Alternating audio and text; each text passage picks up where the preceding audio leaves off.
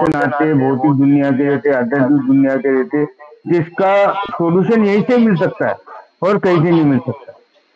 Thank you बाबा, जय बाबा। और आपको बहुत बहुत धन्यवाद जो आप ये ऐसी चीजें लेके आते हो, हमारे वर्ल्ड जो बुझी हुई रोशनी है ना उसे उजाला कर देते हो। जय बाबा। जय बाबा। मेहर प्रसाद, ये तो बाबा का कार्य है, बाबा ने स्वयं शुरू किया, बाबा ही उसको चला रहे हैं, है ना। पर वो क्या प्रश्न था, इफ यू डोंट माइंड, और उसका क्या जवाब आपको मिला, ये आप संक्षेप में बता पाएंगे प्लीज? जय बाबा। संक्षेप में ये है कि इस राह पे चलने के लिए दृढ़ विश्वास की आवश्यकता रहती है। एक स्टेबल माइंड चाहिए रहता है कि इसमें बहुत सारी कठिनाई आती, उस कठिनाइयों में आपको अपमान का भी सहन करना पड़ेगा, अपमान भी होता रहेगा, बहुत तिरस्कार होता रहेगा समाज के तरफ से, परिवार के तरफ से, तब भी आपको उस राह पे जीते रहना है कितना भी हो जाए। और यही क्वेश्चन मेरा था कि मैं आपको पूछने वाला था, लेकिन बाबा ने वो आपके जरिए से बता दी। अब मेरे को ये पूछने की जरूरत नहीं, मैंने बता दिया। तो यही मैं कहना चाहता। जय बाबा। Very good, very good. जय बाबा। Mehar Prasad, thank you. जय बाबा। ये तो सही है, हर एक कोई ना कोई ये होता है, डटे रहना है, बिल्कुल डटे रहना है। हम इसको देखेंगे तो खुर्शीद को देखो, कितनी कठिनाई, मैं काफी बार बताया है, शायद आपने भी सुना है, संडे के इसमें मैंने उसके पूरे बताती गई, उसके काफी सारे किस्से, लोगों ने उसकी किताब भी पढ़ी होगी कि कितने सारे पहाड़ टूट पड़ा फिर भी वो अडिग रहे वो लोग। यही हमको प्रेरणा देती है ये सब चीजें, है ना। अच्छा, और किसी को कुछ कहना है या मौन के बारे में? ये मीना ताई बोला। जाए बाबा।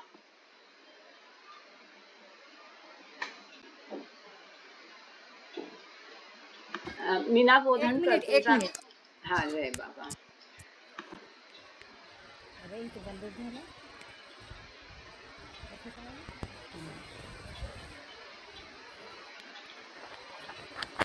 मीना ताई, तुमचा आवाज नाही येते। हाँ, आता येतोय का? हा, आता आला, बोला। माझा स्पीकर असा कमी आवाज आहे, आता येतोय का? हो हो, आवाज येतोय का? हो, येतो, बोला बोला। मला हे म्हणायचं होतं की म्हणजे ते कृष्णाला मेहर प्रभूने दर्शन दिलं, तर ते उत्तर भारतातील नाहन म्हणून एक खेडा आहे, कृष्णा नावाचा तो मस्त होता, कृष्णा नावाचा. तर तो गार्ड होता, गार्ड म्हणजे तो नोकरी करत होता रेल्वेमध्ये.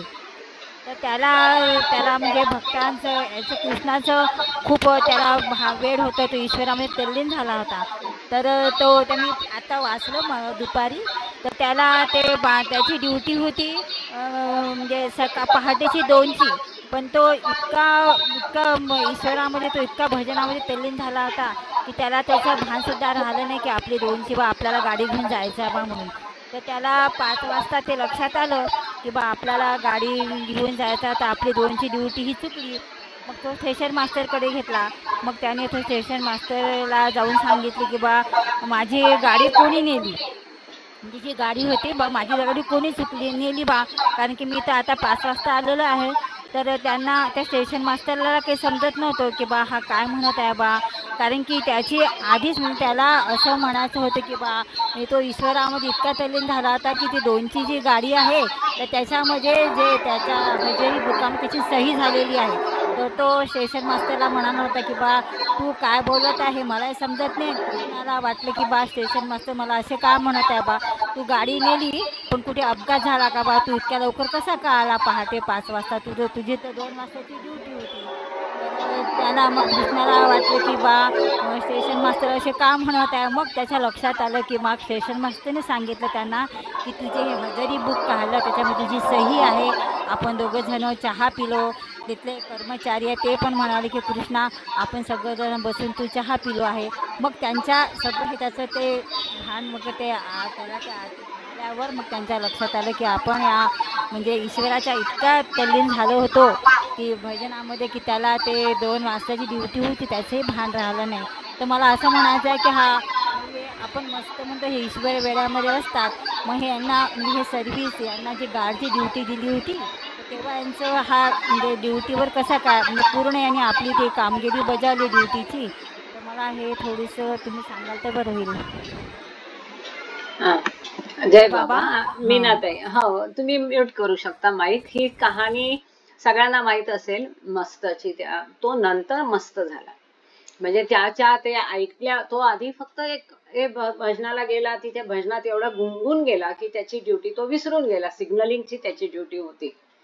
आणि मग तो जेव्हा गेला की अरे बापरे माझी ड्युटी चुकली, सॉरी वगैरे बोलायला, तर त्यांनी सांगितलं की तू तर ड्युटीवर आला, सही दाखवली त्याला, तू बघ सही केली म्हणून सांगितलं. चहा पाजला, सगळे चहा पिले त्याच्याबरोबर. तेव्हा त्याला कळलं की अरे आपल्या जागी तर देव स्वतः येऊन तो ड्युटी करून गेला. आणि त्या भावविवर तेवढ्या अवस्थेमध्ये मग त्यांनी तात्काळ तिथेच नोकरीचा राजीनामा दिला. हा महत्वाचा भाग आहे त्याचा पुढचा. तिथेच त्यांनी राजीनामा दिला आणि तो मग इतका ईश्वरासाठीच तो त्याने स्वतःला म्हणजे भावविभोर झाला. आणि त्याच जन्मात म्हणजे जे बाबा सांगतात की तो इतका ईश्वरी प्रेमात तल्लीन झाला आणि मस्त झाला.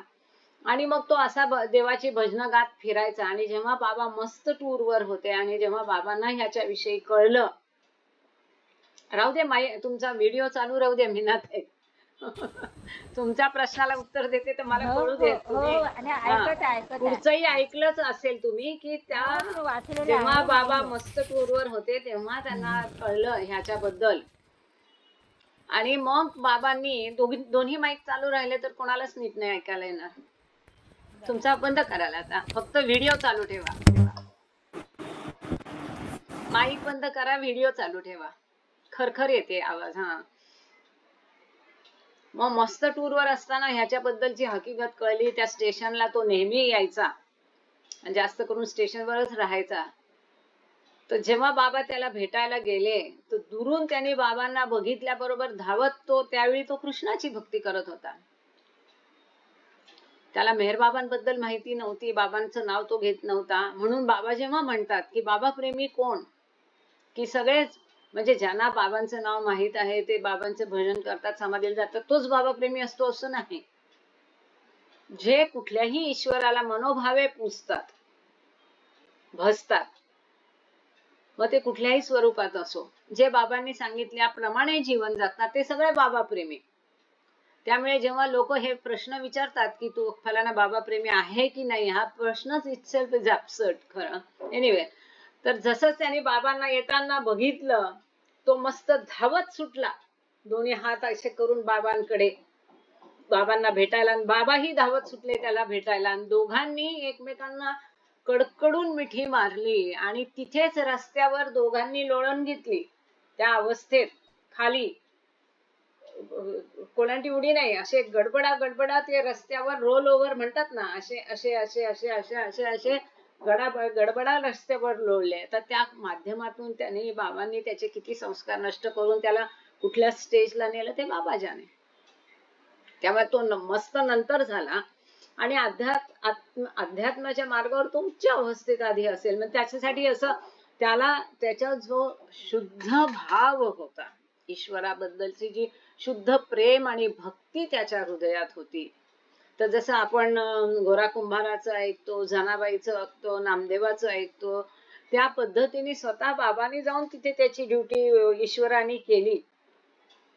आणि म्हणून ते बघून ते त्याला कळलं की अरे साक्षात देव माझं येऊन काम करून गेला. आणि त्यांनी तत्काळ राजीनामा दिला आणि तिथून पुढे त्याची मस्ताची अवस्था झाली.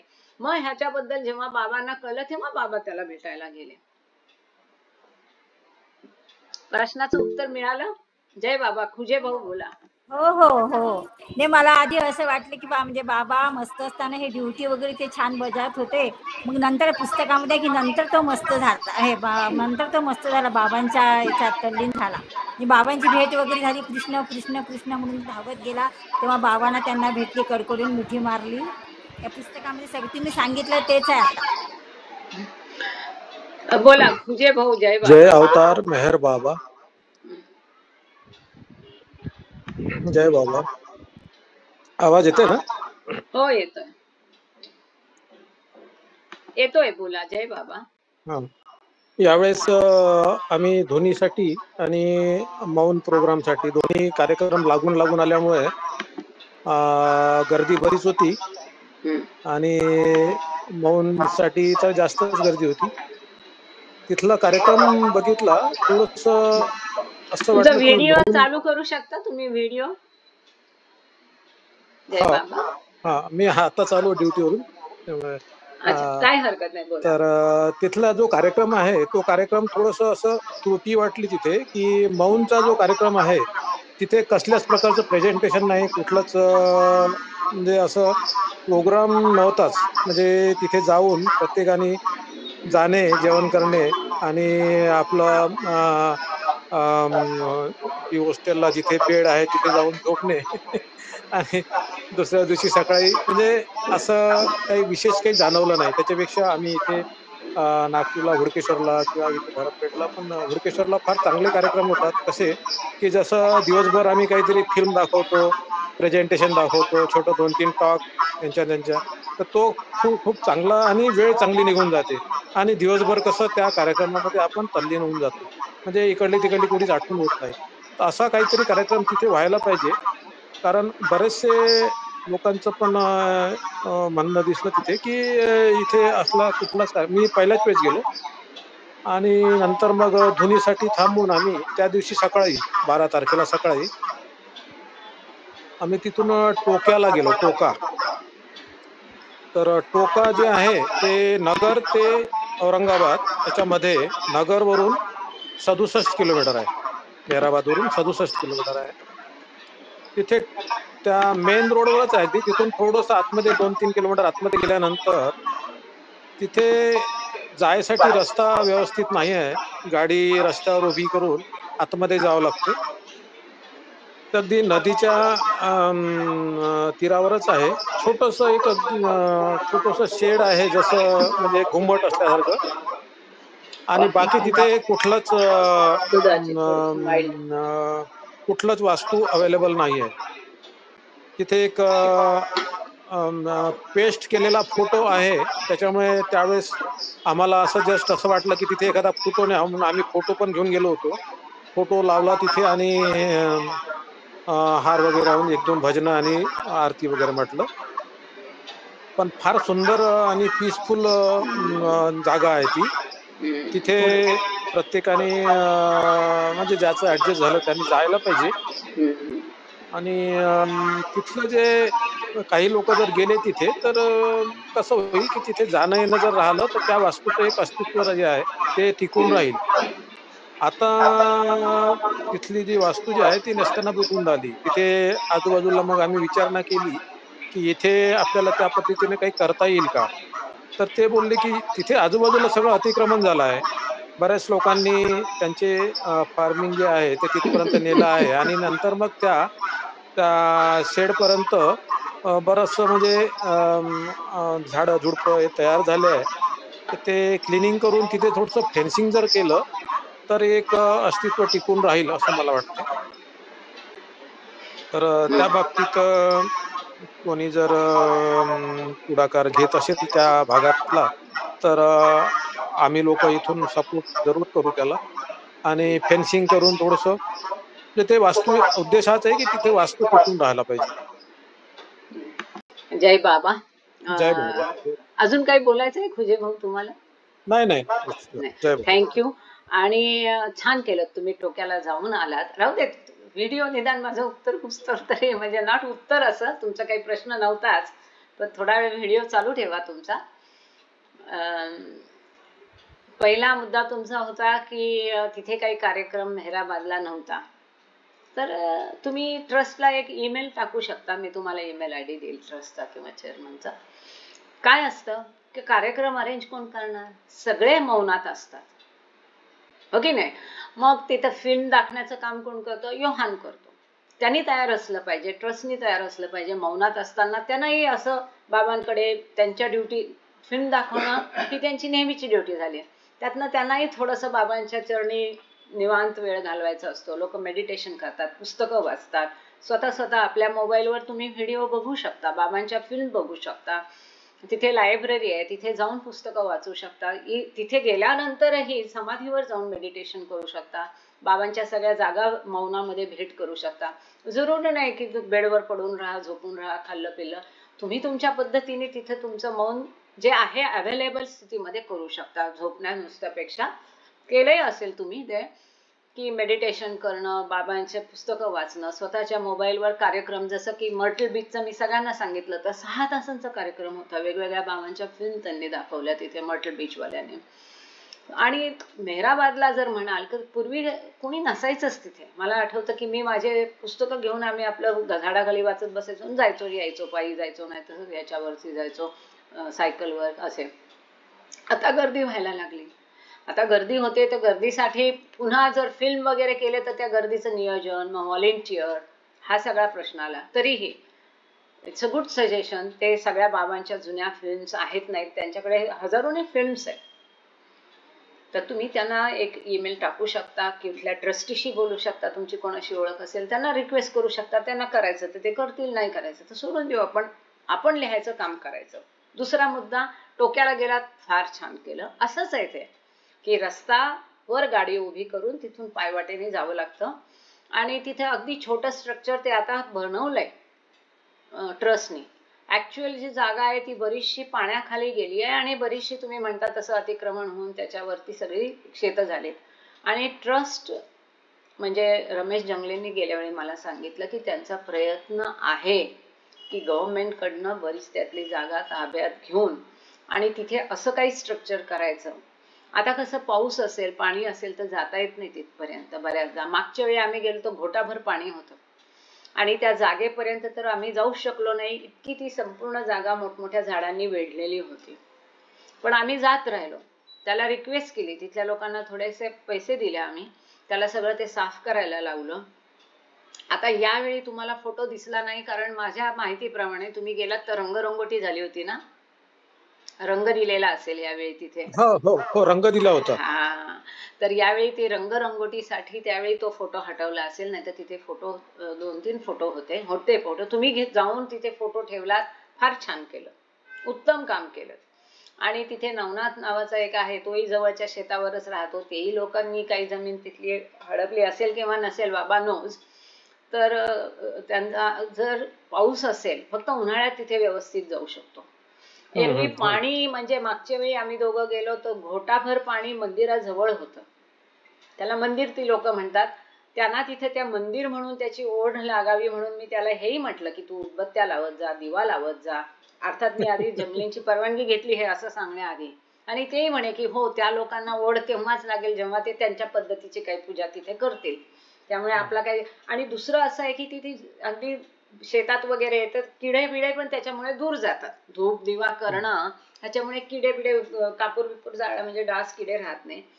आणि इतकं सुंदर ते सगळं वातावरण तिथलं, अजूनही तिथे वाईब्स येतात. म्हणजे इतकं प्रखरतेने जाणवतं. जरी आपल्याला कोणी सांगितलं नसतं की इथे बाबा येऊन गेले तरी आपल्याला तिथे आनंदच वाटेल, असं ते वातावरण आहे. त्याचं कारण असं झालं की मी जेव्हा आधी गेले तेव्हा मला माहित नव्हतं आणि मी त्या मंदिरापर्यंत आधी पोहोचले नव्हते.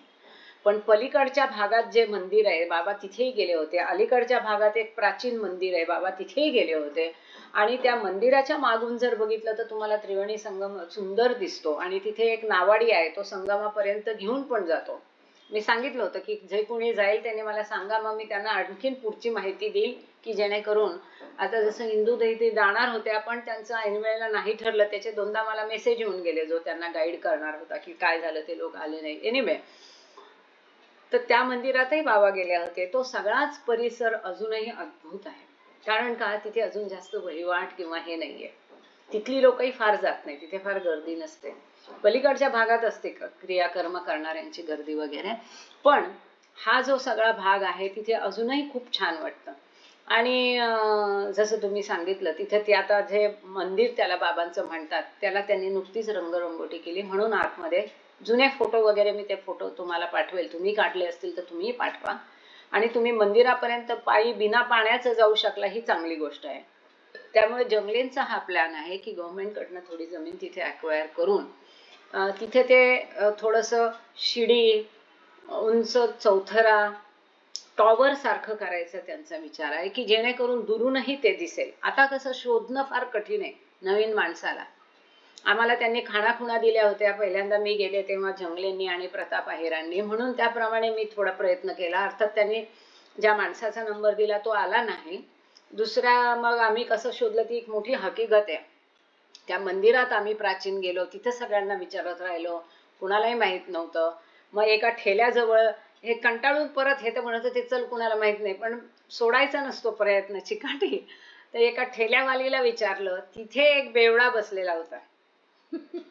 त्याला माहिती होतं, तो पिलेला होता, पण तो म्हणे, कांबळे त्याचं नाव ना, तो म्हणे चला मी दाखवतो तुम्हाला. आम्ही थोडं घाई, म्हणे कुठे जाते कोणाच्याही मागे, तो पिलेला दिसतोय. म्हटलं थांबा, बाबांवर पण आपला पूर्ण विश्वास पाहिजे. आम्ही त्याच्या मागे मागे गेलो, त्याने बरोबर त्या जागी आम्हाला नेलं. तो म्हणे घाबरू नका, या तुम्ही, झाडी आहेत, पाणी आहे, तरी या मंदिरात म्हणे. पण आम्ही त्यावेळेला एकदम मंदिरात गेलो नाही. मागच्या वेळी गेलो तर आम्ही आत गेलो होतो, म्हणजे वरती तर चढू शकले नाही मी, ते फार वर आहे. त्याचं एंट्रन्स जर तुम्ही बघितलं तर खूप उंच आहे, हो ना, एकदम दार जे आहे ते उंच आहे. तर आता त्यांचा प्लॅन आहे की असं टॉवर बनवायचं आणि शिड्या बिड्या, की पाणी असलं तरी लोक ऍटलिस्ट त्याच्यावरनं वर जाऊ शकतील, ते बघू शकतील, असं काहीतरी त्यांचं प्लॅनिंग चालू आहे. तसंच त्यांना राहुरीची जी बाबांची आहे ती ही जमीन घेता येते का बघा म्हणून सांगितलं मी. तिथले लोकल जे आहेत ते मी नेहमी रमेश जंगलेशी करस्पॉन्ड करते.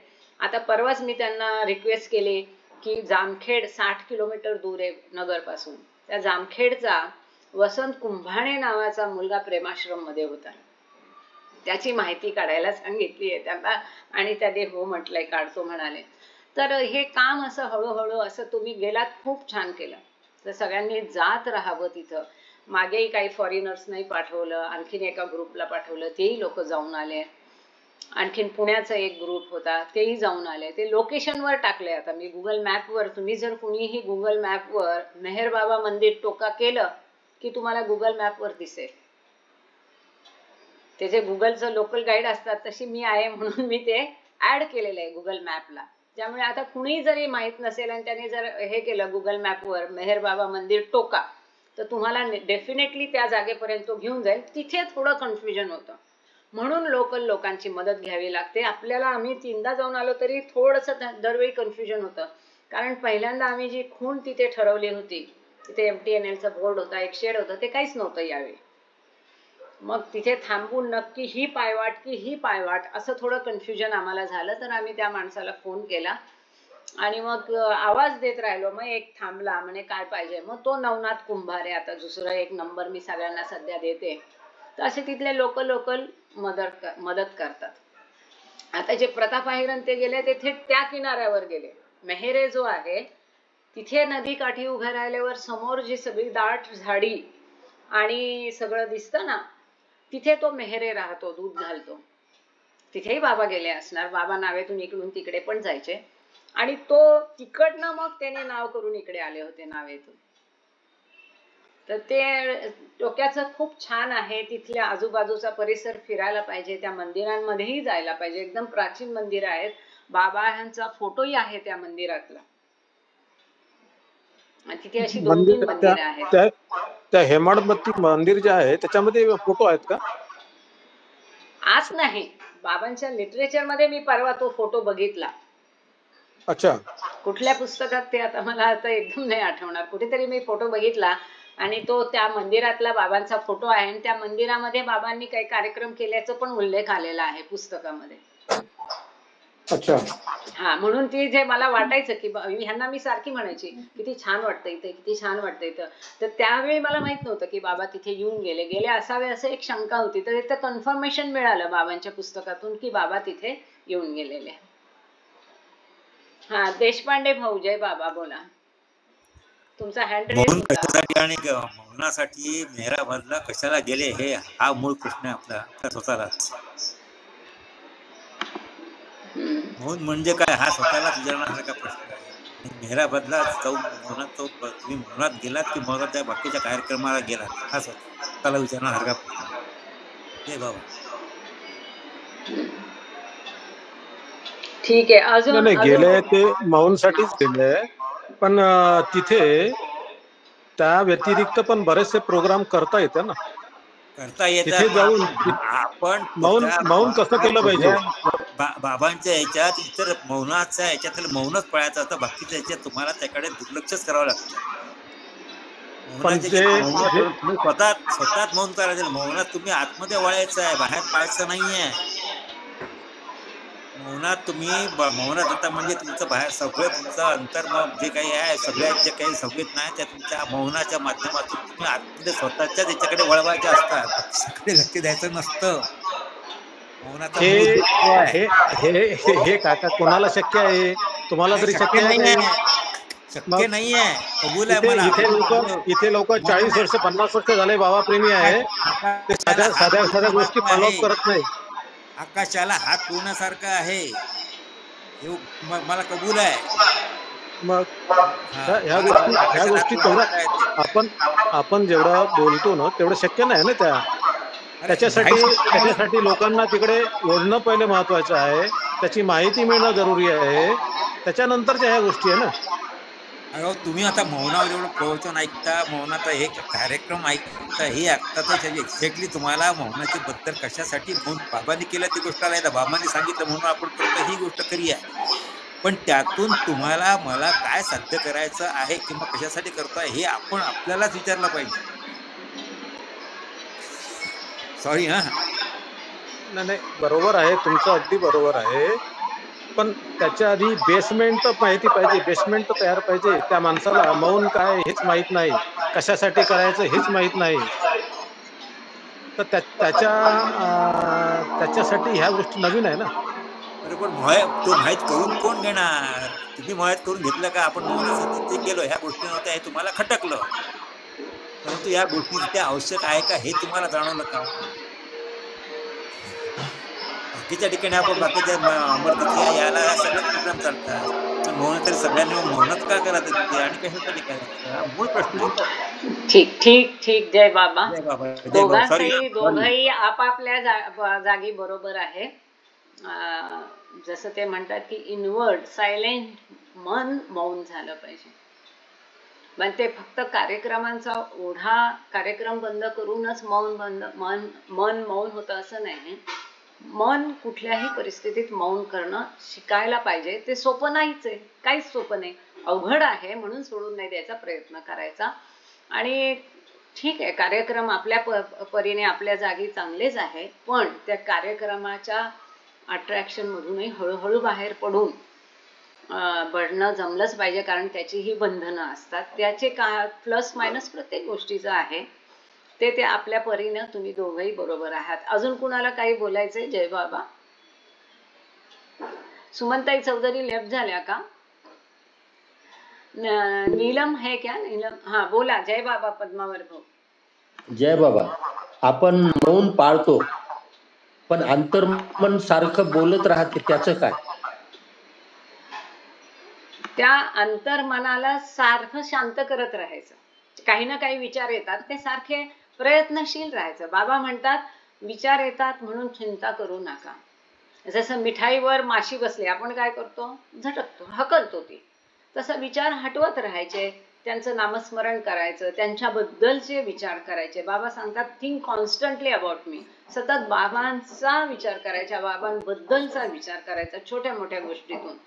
म्हणजे मग मौनामध्ये हृदयापासून आपण अंतर्मनाने बाबाचं नाव घेतलं तर चालेल का?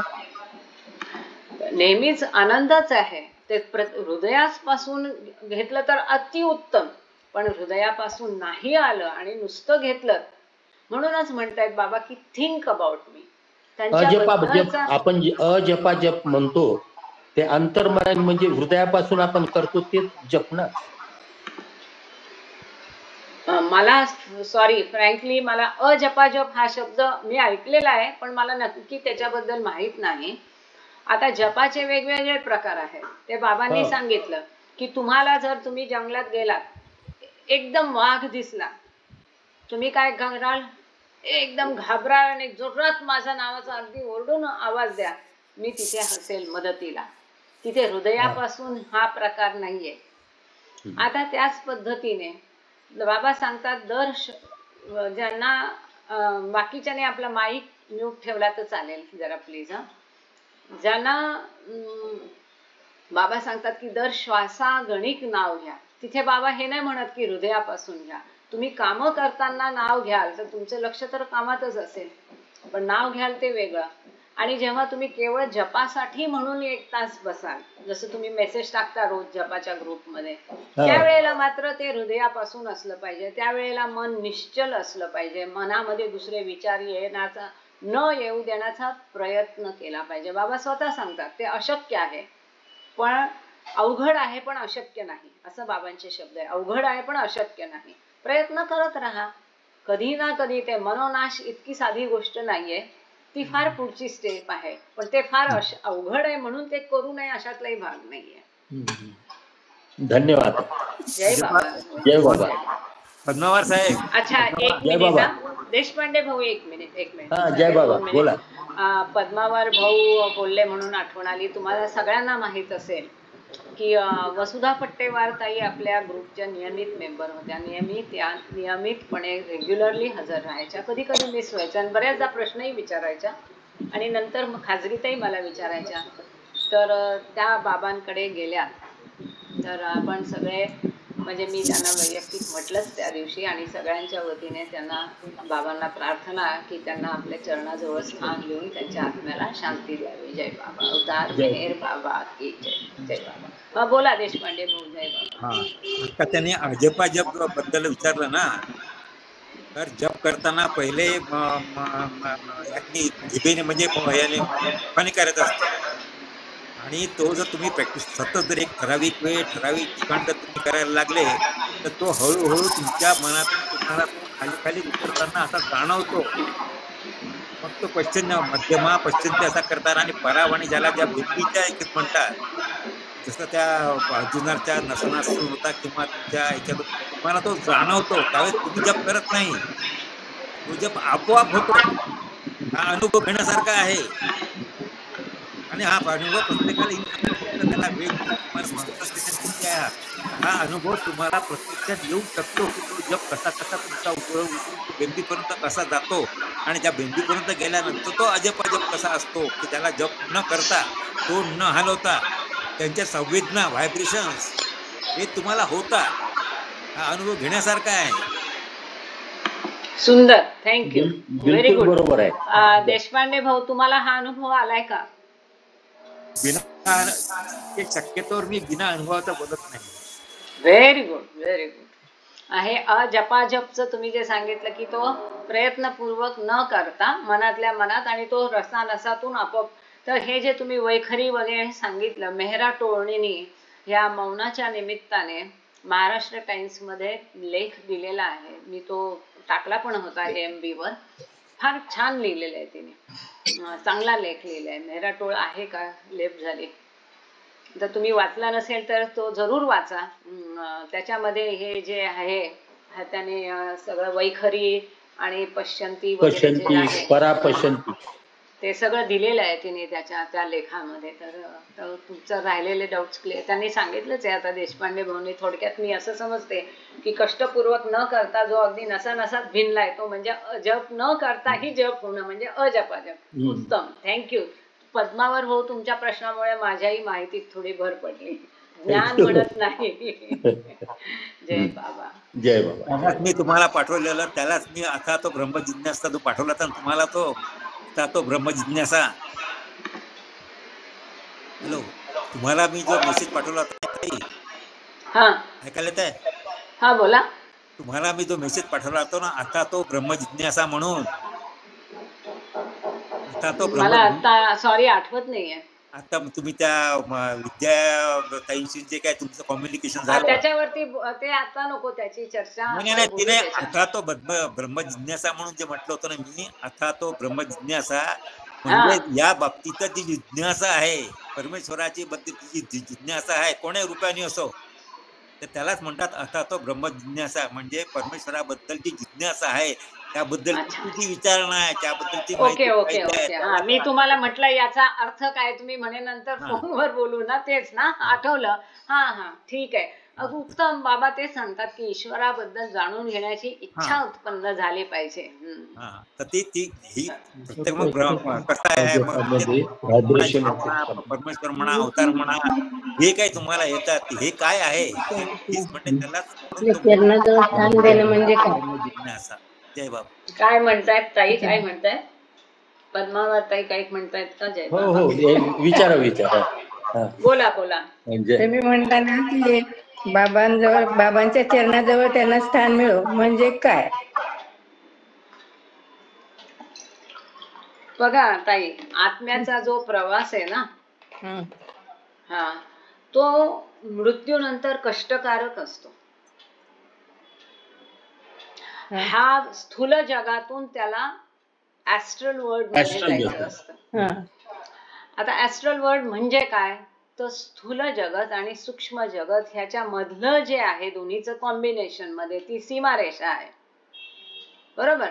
आता तुम्ही भारतातून पाकिस्तानात गेलात तर मधली अशी काही आहे की तिथे पाकिस्तानही सुरू होत नाही, भारतही सुरू होत नाही, किंवा दोन्ही थोडं थोडं सुरू होतं, त्याची बॉर्डर आपली बॉर्डर समजण्यासाठी.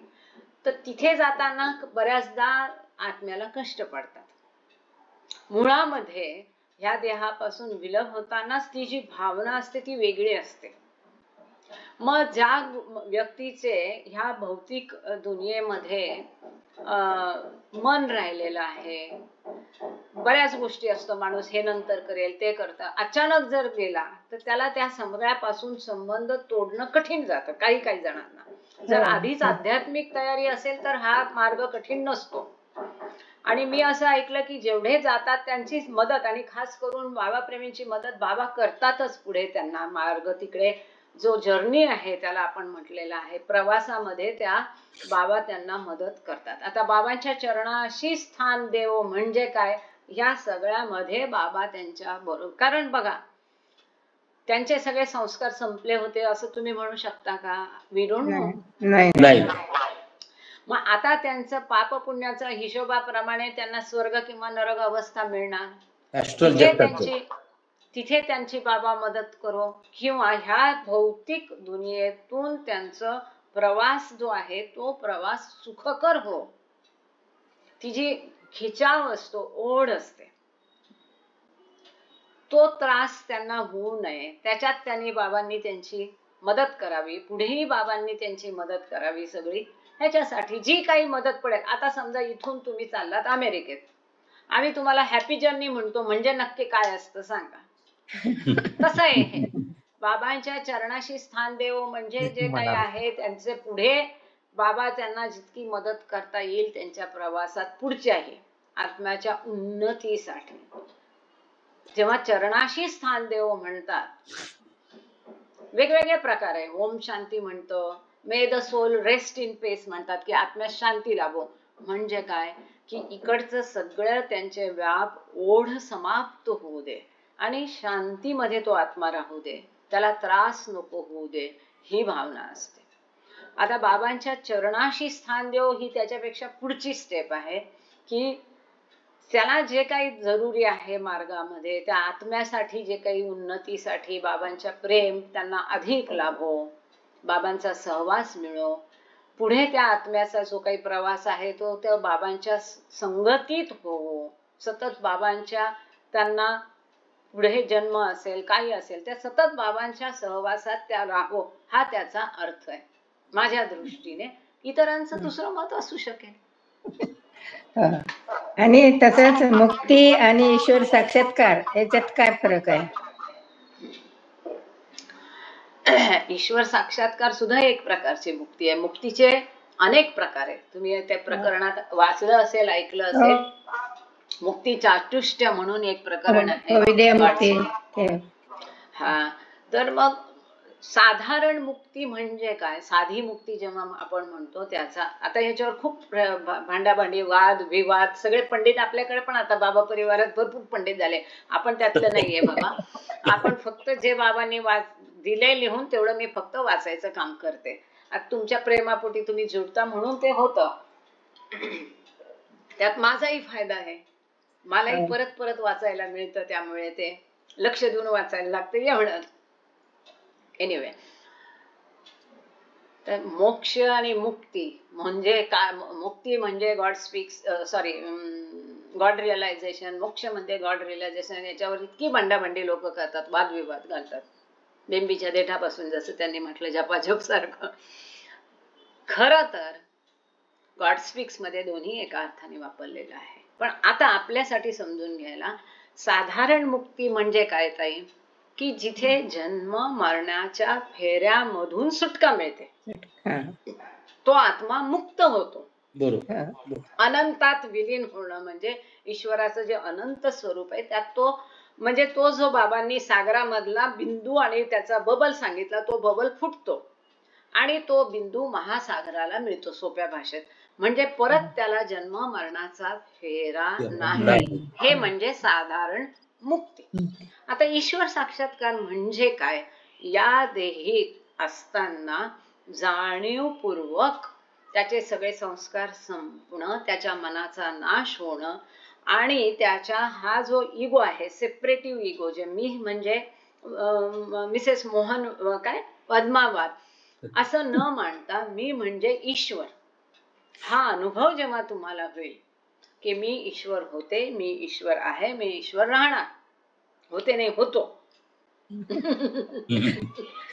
हो की नाही, हा जेव्हा तुम्ही कॉन्शियसली देहात राहून अनुभव करणार ईश्वरत्वाचा, तुम्ही ईश्वर आहातच. आपण हिंदू लोकांना हे समजणं अवघड नाही, आत्मा म्हणजे परमात्मा आपण सगळे जाणतोच की नाही, पण आपल्याला त्याचा अनुभव नाही. मग त्याचा प्रत्यक्ष अनुभव घेणं की मी म्हणजे परमात्मा, हा अनुभव घेणं की मी ईश्वर आहे आणि सगळं काही माझ्यापासून उद्भवलंय, मी प्रत्येकामध्ये आहे, हा अनुभव घेणं म्हणजे ईश्वर साक्षात्कार. बरोबर. त्याच्यातही स्टेजेस आहे, आणखीन त्यातही बरंच पुढे काही आहे, पण सध्या तुमच्या प्रश्नापुरतं मुक्ती म्हणजे फक्त जन्म मरणाचा फेरा चुकतो, तिथे अनुभव नसतो, तोही अनंतात विलीन होतो, हाही अनंतात विलीन होतो. पण हा अनंतात विलीन होताना त्याचं इंडिव्हिज्युअल जे आहे ते राखून तो मी ईश्वर आहे हा अनुभवासह तो ईश्वर अवस्थेत कायम विलीन होतो, बी अवस्थेमध्ये जातो, तो म्हणजे ईश्वर, म्हणजे त्याला अनुभव येतो मी ईश्वर आहे.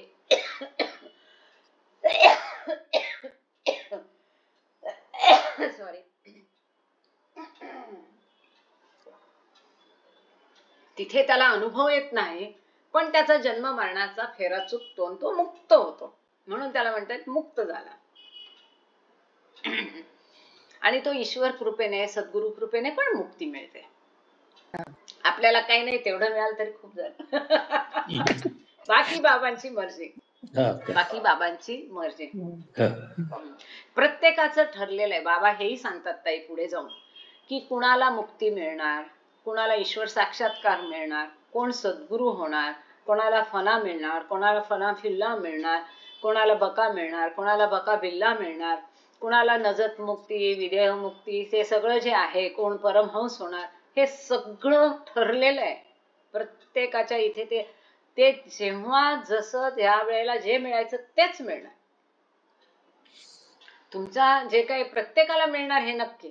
Everyone is destined for it. बाबा सांगतात प्रत्येकाचं ध्येयच ते आहे, या जीवनाचं, सृष्टीचं, हा देहच त्यासाठी आहे. पण कुणाला काय मिळणार ते ठरलेलं आहे, त्याप्रमाणेच ते मिळणार.